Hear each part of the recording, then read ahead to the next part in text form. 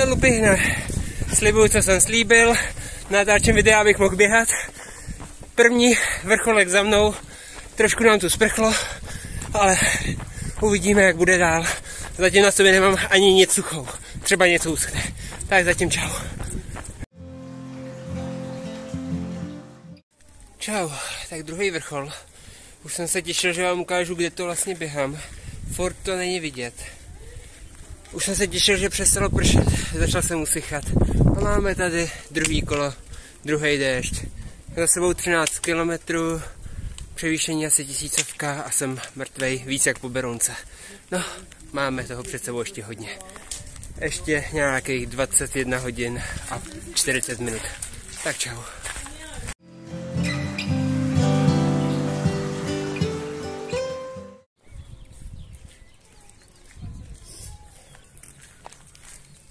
Tak, po 4,5 hodinách po třetí dosáhnu tady vrchol a konečně vidíte, co tady je. Předtím byla pouze mlha, konečně vidíme, co tu máme. Tak, je vidět ten degres, je to čím dál tím pomalejší, ale ono to nějak bude. Aspoň 5krát. Ještě je čas. Tak zatím čau. Děkuju matce přírodě, že mě obdařila takovýma ploutvema. Protože to, co teďka uvidíte, tak bez těch saní, co mám na nohou, bych to nezvládl.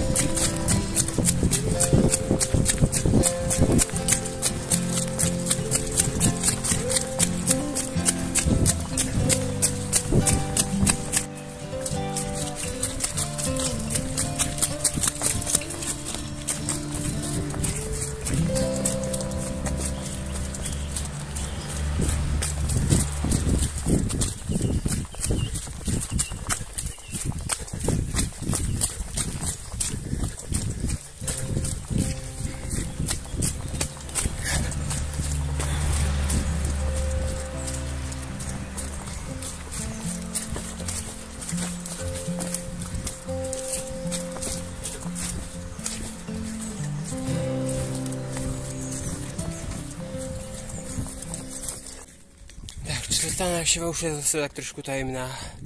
Už se nám to ztrácí v mlze. Naposled za světla. Ono to vždycky je krása, že už je člověk tady, ale máme to teprve někde na začátku. Po nějakých 2 kilometrech a ještě většina trati mě čeká, takže za 1,5 hodiny teprve v cíli.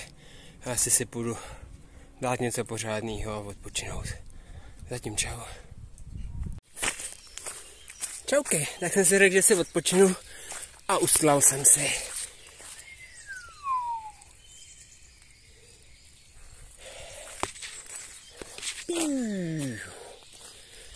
No jo, blátičko, a jdeme dál. Máme tu 5. vrchol dne a tentokrát jsem na vrcholu sám. Ahoj! 2 světlušky nejsou poznat. Kačka a Ninja. Stop, ne, holky vám musím ukázat, když tady nejsou vidět. Zalovím někde v albíčku, třeba mnom, tuhle ne, ale na téhle se usmívají a jsou ještě docela natěšené. Tak to jsou ony. Napsal jsem mi nedávno, že minulý příspěvek nebyl moc pozitivní, tak něco pozitivního. Bude to poslední kolo! Je to krása. Ještě je úplně krásně vidět. Začalo foukat. Tož mějte se zatím, dobrou noc všem. Čaute. Jelikož zdraví máme jenom jedno, tak jsem večer zhodnotil, že končím po 5. kole, protože to koleno furt bolí. Hold, ne vždycky je úspěch, ale i tak vyzvedl jsem si krásnou medaili. Tak máme za sebou 5 kol. Večer už jsem nic netočil, to už jsem zaleh do vodorovné polohy a šetřil kolínko. No a teď po ránu všechno zabalit, odblátit a směr domů. Tak čau.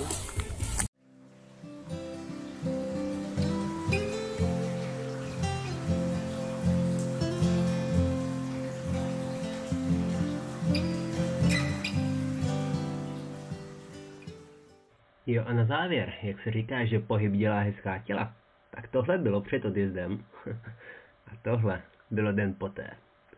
Je vidět, že zázemí bylo skvěle zásobené a ten chleba se škvárkama. No nic, tak zase někdy, někde. Ahoj.